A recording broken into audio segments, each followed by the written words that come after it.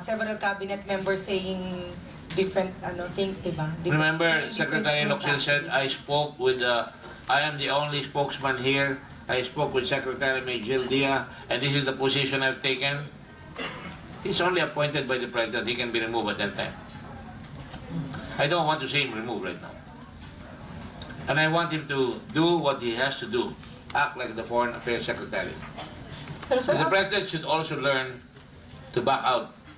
That's the job of Panelo. The President should stop making statements. At the moment, I'm not saying he should not speak. Very clear, huh? But I think the President could have instructed Locsin, go to China or call the Chinese ambassador. I would not call him to go to China. Call the Chinese ambassador. Tayo mo na, ano ba yung ibig mo sabihin na sinabi mo? We'll act fairly.